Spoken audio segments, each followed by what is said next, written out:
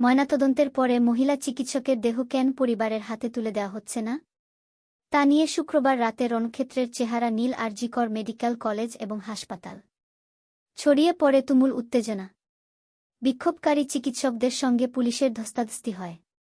চূড়ান্ত ক্ষোভ প্রকাশ করে মৃত চিকিৎসকের পোস্ট গ্র্যাজুয়েশনের দ্বিতীয় বর্ষের ছাত্রী বাবা বলেন, জানি না আমায় মেয়েকে কোথায় নিয়ে গেল। ডেড বডিটা নিয়ে চলে গেল ওরা। একই সুরে এক বিক্ষোভকারী চিকিৎসক অভিযোগ করেন যে তুমুল ক্ষোভ প্রকাশ করে মৃতদেহ লুট করে নিয়ে গেল পুলিশ। তদন্ত করতে পুলিশ ভয় পাচ্ছে কেন, প্রশ্ন তোলেন বিক্ষোভকারীরা চিকিৎসকরা। যদিও বিষয়টি নিয়ে কলকাতা পুলিশের তরফে কোনো মন্তব্য করা হয়নি। সেই সঙ্গে চিকিৎসকের ময়নাতদন্তের প্রক্রিয়া নিয়েও প্রশ্ন তোলা হয়েছে।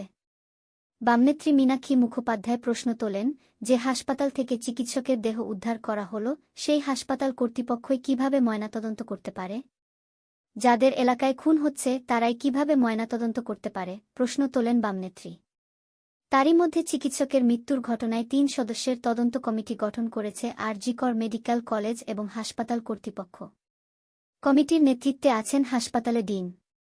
ইতিমধ্যে হাসপাতালে এসেছেন কলকাতা পুলিশ কমিশনার বিনীত গোয়েল।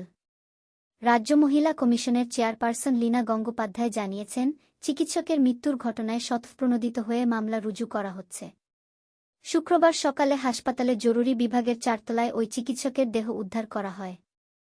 অভিযোগ উঠেছে যে তাকে ধর্ষণ করে খুন করা হয়েছে। দেহ যখন উদ্ধার করা হয়েছিল তখন পোশাক অবিন্যস্ত ছিল। যে সেমিনার হল থেকে চিকিৎসকের দেহ উদ্ধার করা হয়েছে সেখানে সিসিটিভি ক্যামেরা ছিল না। সেই পরিস্থিতিতে হাসপাতালের নিরাপত্তা ব্যবস্থা নিয়ে প্রশ্ন উঠে গিয়েছে। তারই মধ্যে চিকিৎসকের পরিবারের সঙ্গে ফোনে কথা বলেছেন মুখ্যমন্ত্রী মমতা বন্দ্যোপাধ্যায়। হাসপাতালে আসেন তৃণমূল বিধায়ক নির্মল ঘোষও।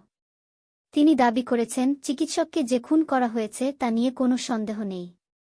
নৃশংসভাবে হত্যা করা হয়েছে। আঘাত করা হয়েছে ২২ বছরের তরুণীকে। পুলিশ এবং প্রশাসন গুরুত্ব সহকারে ঘটনার তদন্ত করছে বলে দাবি করেছেন তৃণমূল বিধায়ক। যদিও বিক্ষোভরত চিকিৎসকদের অভিযোগ, সকাল থেকে ঘটনাটি ধামাচাপা দেওয়ার চেষ্টা চলছে।